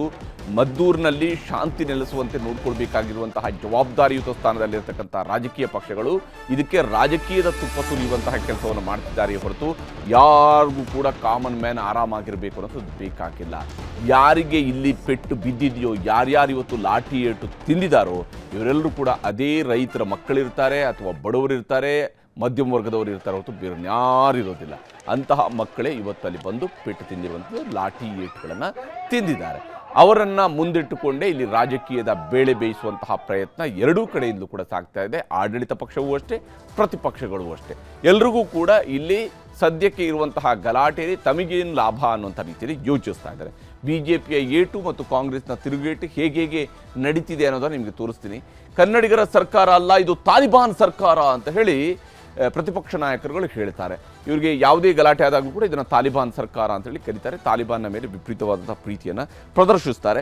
ಬಿಜೆಪಿಯವರಿಂದಲೇ ಕುಮ್ಮಕ್ಕು ಅನ್ನುವಂಥದ್ದು, ಅವರಿಂದಲೇ ದುಂಬಿಗೆ ಪ್ಲಾನ್ ಅಂತೇಳಿ ಸರ್ಕಾರ ಹೇಳ್ತಾರೆ. ಬಿಜೆಪಿಯವರಿಗೆ ಕುಮ್ಮಕ್ಕು ಕೊಡ್ತಿದ್ರೆ ನೀವ್ಯಾಕೆ ಆಡಳಿತ ನಡೆಸ್ತಾ ಇದ್ದೀರಿ? ಆಡಳಿತ ನಡೆಸಿದವರು ಇಂತಹ ಕುಮ್ಮಕ್ಕುಗಳನ್ನು ಸದೆ ಬಡಿಬೇಕಾದಂತಹ ಜವಾಬ್ದಾರಿಯಲ್ಲಿರುವಂಥದ್ದು. ಆದರೆ ಇವರು ಹೇಳ್ತಾರೆ ಅವ್ರದ್ದೇ ಕುಮ್ಮಕ್ಕು, ಅವರಿಂದಾಗಲೇ ಇದೆಲ್ಲ ನಡೀತಾ ಇರೋದು ಅಂತ ಸರ್ಕಾರದವರು ಹೇಳ್ತಿದ್ದಾರೆ. ಅನ್ಯ ಕೋಮಿನ ಜನರಿಂದಲೇ ದೇಶದ್ರೋಹ ಗಲಾಟೆ ಅಂತೇಳಿ ಬಿಜೆಪಿ ನಾಯಕರುಗಳು ಆಕ್ರೋಶವನ್ನು ವ್ಯಕ್ತಪಡಿಸ್ತಾ ಇದ್ರೆ, ಗಲಾಟೆ ಪ್ರತಿಭಟನೆಗೆ ಸ್ಕೆಚ್ ಹಾಕಲಾಗಿತ್ತು. ಗಲಾಟೆಯಲ್ಲೂ ಕೂಡ ಇವರು ಮೈತ್ರಿ ಮಾಡ್ಕೊಂಡಿದ್ದಾರೆ, ಬಿಜೆಪಿ ಮತ್ತು ಜೆಡಿಎಸ್ ಅವರು ಮೈತ್ರಿ ಮಾಡ್ಕೊಂಡಿದ್ದಾರೆ ಅಂತ ಹೇಳ್ಕೊಂಡು ಹೇಳ್ತಾರೆ. ಹಾಗೆ ಅಂತೇಳಿ ನೀವು ಅವ್ರು ಮೈತ್ರಿ ಮಾಡ್ಕೊಂಡಿದ್ದಾರೆ ಅಂತಕೊಂಡು ಗಲಾಟೆ ತಡಿಬಾರ್ದು ಅಂತ ಹೇಳ್ಕೊಂಡು ಸರ್ಕಾರಕ್ಕೆ ಯಾರಾದ್ರೂ ಹೇಳಿದಾರಾ? ಎಲ್ಲ ಊರಿನಲ್ಲಿ ಗಲಾಟೆಗಳು ನಡೆಯೋದಿಲ್ಲ, ಮದ್ದೂರಿನಲ್ಲಿ ಯಾಕೆ ನಡೆಯುತ್ತೆ, ನಾಗಮಂಗಲದಲ್ಲಿ ಯಾಕೆ ನಡೆಯುತ್ತೆ? ಈ ಪ್ರಶ್ನೆಗಳಿಗೆ ಸರ್ಕಾರ ಉತ್ತರ ಕೊಡಬೇಕಾಗುತ್ತೆ. ಕಲ್ಲುಗಳು ಬಂದಿದ್ದು ಹೇಗೆ, ತಂದವರು ಯಾರು ಅನ್ನುವಂತಹ ಪ್ರಶ್ನೆಯನ್ನು ಬಿಜೆಪಿ ಕೇಳಿದರೆ ಬಿಜೆಪಿ ಜೆಡಿಎಸ್ನವರೇ ಮದ್ದೂರಿನ ನೆಮ್ಮದಿ ಕೆಡಿಸಿದ್ದು ಅಂತೇಳಿ ಕಾಂಗ್ರೆಸ್ನವರು ತಿರುಗೇಟು ಕೊಡ್ತಿದ್ದಾರೆ. ಆದರೆ ಕಲ್ಲು ಹೊಡೆಯೋದಕ್ಕೆ ಅವಕಾಶ ಕೊಟ್ಟಿದ್ದು ಯಾಕೆ ಅನ್ನೋದಕ್ಕೆ ಕಾಂಗ್ರೆಸ್ನವರು ಕೂಡ ಉತ್ತರವನ್ನು ಕೊಡಬೇಕಾಗತ್ತೆ. ಇಲ್ಲಿ ಹಿಂದೂ ಯುವಕರನ್ನ ಬಿಡಬೇಕು, ಪೊಲೀಸರ ವಿರುದ್ಧ ಕ್ರಮ ಆಗಬೇಕು ಅಂತೇಳಿ ಬಿಜೆಪಿ ನಾಯಕರುಗಳು ಆಗ್ರಹಿಸ್ತಾ ಇದ್ದಾರೆ. ಆರ್ ಅಶೋಕ್ ಅವರು ಕೂಡ ಈ ಆಗ್ರಹವನ್ನು ಮಾಡಿದ್ದಾರೆ. ಹಿಂದೂ ಕಾರ್ಯಕರ್ತರನ್ನ ಯಾರ್ಯಾರನ್ನ ಹಿಡಿದಿದ್ದಾರೆ, ಅರೆಸ್ಟ್ ಮಾಡಿದ್ದಾರೆ, ಅವ್ರನ್ನೂ ಕೂಡ ಬಿಡಬೇಕು, ಪೊಲೀಸರ ವಿರುದ್ಧ ಕ್ರಮ ಆಗಬೇಕು ಅಂತ ಹೇಳ್ತಿದ್ದಾರೆ. ಆದರೆ ಕಾನೂನು ರೀತಿಯಾಗಿ ಕ್ರಮ ಕೈಗೊಳ್ತೀವಿ, ಕಲ್ಲು ಎಸೆದವರನ್ನೂ ಬಿಡೋದಿಲ್ಲ ಅಂತ ಹೇಳಿ ಕಾಂಗ್ರೆಸ್ನವರು ಭರವಸೆಯನ್ನು ಕೊಡ್ತಾ ಇದ್ದಾರೆ, ಆಶ್ವಾಸನೆಯನ್ನು ಕೊಟ್ಟಿದ್ದಾರೆ. ಹಿಂದೂ ಸಮಾಜವೇ ಟಾರ್ಗೆಟ್, ಓಲೈಕೆ ರಾಜಕಾರಣದ ಪ್ರತಿಫಲ ಇದು ಅಂತ ಹೇಳಿ ಬಿಜೆಪಿಯವರು ಟೀಕಾ ಪ್ರಹಾರವನ್ನು ಮಾಡ್ತಾ ಇದ್ರೆ, ಯಾವ ಓಲೈಕೆಯೂ ಇಲ್ಲ, ಎಲ್ಲ ಸಮುದಾಯಗಳು ಮುಖ್ಯ ಅಂತ ಹೇಳಿ ಕಾಂಗ್ರೆಸ್ನವರು ಸ್ಪಷ್ಟನೆಯನ್ನು ಕೊಡ್ತಾ ಇದ್ದಾರೆ, ಸಮಜಾಯಿಷಿಯನ್ನು ಕೊಡ್ತಾ ಇದ್ದಾರೆ. ಬೇರೆ ಬೇರೆ ಜಿಲ್ಲೆಗಳಿಂದ ಬಂದವರಿಂದಲೇ ಇಂಥದ್ದೊಂದು ಗಲಾಟೆಗೆ ಸ್ಕೆಚ್ ಹಾಕಲಾಗಿದೆ ಅನ್ನುವಂಥದ್ದು ಆರೋಪ ಪ್ರತಿಪಕ್ಷದ ಕಡೆಯಿಂದ ವ್ಯಕ್ತವಾಗ್ತಾ ಇದ್ರೆ, ಅಸೆಂಬ್ಲಿಯಲ್ಲಿ ನಮ್ಮನ್ನು ಎದುರಿಸಲಾಗದೆ ಗಲಾಟೆಗಳಿಗೆ ಈಗ ಪ್ರಚೋದನೆ ಕೊಡ್ತಾ ಇದ್ದಾರೆ ಬಿಜೆಪಿಯವರು ಅಂತ ಹೇಳಿ ಕಾಂಗ್ರೆಸ್ನವರು ತಿರುಗೇಟನ್ನು ಕೊಡ್ತಾ ಇದ್ದಾರೆ, ಸಮರ್ಥನೆಯನ್ನು ಕೊಡ್ತಾ ಇದ್ದಾರೆ, ಆರೋಪವನ್ನು ಮಾಡ್ತಾ ಇದ್ದಾರೆ. ಹೀಗೆ ಏಟು ಎದುರೇಟು ಬಹಳ ಜೋರಾಗಿ ಸಾಗ್ತಾ ಇದೆ ಬಿಜೆಪಿ ಮತ್ತು ಕಾಂಗ್ರೆಸ್ನ ನಡುವೆ. ಇವರ ಪ್ರಕಾರ ಹಿಂದೂಗಳು ಈಗಲಾದರೂ ಎಚ್ಚೆತ್ತುಕೊಳ್ಳಿ ಅಂತ ಹೇಳಿ ಬಿಜೆಪಿಯವರು ಹೇಳಿದರೆ, ಪ್ರಚೋದನೆ ಮಾಡದೆ ರಾಜಕಾರಣ ಮಾಡುವುದನ್ನು ಬಿಡಿ ಅಂತ ಹೇಳಿ ಕಾಂಗ್ರೆಸ್ನವರು ಹೇಳ್ತಾ ಇದ್ದಾರೆ. ಆದರೆ ಇಲ್ಲಿ ಕಾಂಗ್ರೆಸ್ ಮತ್ತು ಬಿಜೆಪಿ ನಾಯಕರುಗಳ ವಾಕ್ಸಮರ ಯಾವ ಸ್ವರೂಪದಲ್ಲಿ ಸಾಗಿದೆ ಅನ್ನೋದು ನಿಮಗೆ ತೋರಿಸ್ತೀನಿ. ಈ ಘಟನೆಗೆ ನೇರ ಕಾರಣ ಪೊಲೀಸರಲ್ಲ, ಈ ಘಟನೆಗೆ ನೇರ ಕಾರಣ ಸರ್ಕಾರದ ಕುಮ್ಮಕ್ಕಿಂದೆ ಈ ಘಟನೆಗಳು ನಡೀತಾ ಇರಲಿಲ್ಲ. ಯಾಕೆಂದ್ರೆ ಇವರು ಕಲ್ಲು ಹೊಡಿತಾರೆ ಅಂತ ಗೊತ್ತಲ್ಲ, ಇದು ಸಾರ್ವಜನಿಕ ರಸ್ತೆ, ಗಣಪತಿ ವಿಸರ್ಜನೆ ಮಾಡೋದು ಸಾರ್ವಜನಿಕ ರಸ್ತೆ, ಇವ್ರ ಅಪ್ಪನ ಆಸ್ತಿನ. ನಾವು ಟ್ಯಾಕ್ಸ್ ಕೊಟ್ಟಿರೋದು, ಕರ್ನಾಟಕದ ಜನ ನಾವು ಟ್ಯಾಕ್ಸ್ ಪೇಯರ್ಸು, ನಮ್ಮ ರಸ್ತೆ ಅದು. ಅಶೋಕ್ ಅಲ್ಲಿಯ ಸ್ಥಳೀಯ ನಾಯಕರು ಬಿಜೆಪಿ ಜನತಾದಳದ ಕುಮ್ಮಕ್ಕಿನಿಂದ ಆಗ್ತಾ ಇರೋದು, ಜನರಿಂದ ಅಲ್ಲ. ಸಂಘಟನೆಯವ್ರನ್ನ ನನಗೆ ಕೆಲವರು ಸಂಘಟನೆಯವರು ಮಾತನಾಡಿದ್ರು, ಅವ್ರ ಹೆಸರು ಹೇಳಲಿಕ್ಕಾಗಲ್ಲ. ನಾವು ಸುಮ್ಮನಿದ್ರು ಬಿಡ್ತಾ ಇಲ್ಲ ಸರ್, ನಾವೇನು ಮಾಡಿರ್ತಾರೆ. ನಮಗಿದು ನಿನ್ನೆ ಕ್ರಮ ಆಗಿದೆ, 21 ಜನ ಅರೆಸ್ಟ್ ಆಗಿದೆ. ಮತ್ತೆ ನಾವು ಏನಂತ ಪ್ರತಿಭಟನೆ ಮಾಡೋದು ಅಂದರೆ ರಾತ್ರಿಯಿಂದ ನಮ್ಮನ್ನು ಮಲಗಲಿಕ್ಕೆ ಬಿಟ್ಟಿಲ್ಲ ಇವರು ಬಿಜೆಪಿ ಜನತಾದಳದ ನಾಯಕರು ಅಂತ. ಬಹುಶಃ ಅವರು ನನಗೆ ಫೋನ್ ಮಾಡಿ ಹೇಳ್ತಾ ಇದ್ದಾರೆ, ಸರ್ ನೀವು ಏನು ಸರ್, ನಾವು ಏನು ಮಾಡೋದು, ನಾವು ಸೈಲೆಂಟ್ ಆಗಿರ್ಬೋದು ಅಥವಾ ಒಂದು ಮೆಮೊರಂಡಮ್ ಕೊಟ್ಬಿಟ್ಟು ಕ್ಲೋಸ್ ಮಾಡೋಣ ಅಂದ್ರೆ ಅವ್ರು ಬಿಡ್ತಾ ಇಲ್ಲ ಅಂತ. ಈಗ ನಮ್ಮ ಹುಡುಗರು ಜಯಂತಿ ಮಾಡಿದೆ, ಪ್ರೊಸೆಷನ್ ತಗೊಂಡು ಹೋಗ್ತಾರೆ, ಅವಕಾಶವನ್ನು ಮಾಡ್ಕೊಳ್ಳಿ. ಜೊತೆಗೆ ಮಸೀದಿ ಏನಿದೆ, ಮಸೀದಿ ಕಲ್ಯಾಣ ಬಂತು, ಆ ಮುಲ್ಲ ಯಾರು ಅವರು ಅರೆಸ್ಟ್ ಆಗ್ತಾರೆ. ಬಿಜೆಪಿ ಅವರು ಇದಾರಲ್ಲ, ಪ್ರಚೋದನೆ ಮಾಡೋದ್ರಲ್ಲಿ ನಿಸ್ಸೀಮರು, ನೆಮ್ಮದಿ ಹಾಳು ಮಾಡೋದ್ರಲ್ಲಿ ನಿಸ್ಸೀಮರು. ಇಂಥದ್ದೇ ಈಗ ಅನಗತ್ಯವಾಗಿ ಗುಂಪು ಸೇರೋದು, ಗಲಾಟೆ ಮಾಡೋದು, ಇದನ್ನ ಹಿಂದ್ಗಡೆ ಇರ್ತಕ್ಕಂಥವ್ರು ಯಾರೇ ಆದರೂ ಕೂಡ ಇವ್ರ ಮೇಲೆ ಕಠಿಣವಾದಂಥ ಕ್ರಮ ತಗೊಳ್ತೀವಿ. ಸರ್ಕಾರ ಬಾಯಿ ಮಾತಿನಲ್ಲಿ ಸರ್ವ ಜನಾಂಗದ ಶಾಂತಿಯ ತೋಟ ಅಂತ ಹೇಳೋದಲ್ಲ, ಅದು ನಮ್ಮ ಗುರಿ ಅಂತ ಹೇಳೋದಲ್ಲ. ಆ ರೀತಿಯಾಗಿ ಮಾಡೋದಿಕ್ಕೆ, ಆ ರೀತಿಯಾಗಿ ಇರೋದಕ್ಕೆ ಬೇಕಾದ ವ್ಯವಸ್ಥೆ ರೂಪಿಸಬೇಕಾಗಿರೋದು ಸರ್ಕಾರದ ಜವಾಬ್ದಾರಿ. ಸರ್ಕಾರ ಆ ಜವಾಬ್ದಾರಿನ ನಿಭಾಯಿಸಲೇಬೇಕಾಗಿರೋದು. ಇಲ್ಲದೆ ಹೋದರೆ ಈ ರೀತಿಯಂಥ ಗಲಾಟೆಗಳು, ಈ ರೀತಿಯಾದಂತಹ ಗಲಭೆಗಳು, ಈ ರೀತಿಯಾದಂತಹ ಏಟು ಎದುರೇಟುಗಳು ಮಾತ್ರ ಸಾಕ್ತವೆ ಹೊರತು ಜನರಿಗೆ ಇದರಿಂದ ಯಾವ ರೀತಿಯ ಲಾಭವೂ ಕೂಡ ಆಗೋದಕ್ಕೆ ಸಾಧ್ಯ ಇಲ್ಲ.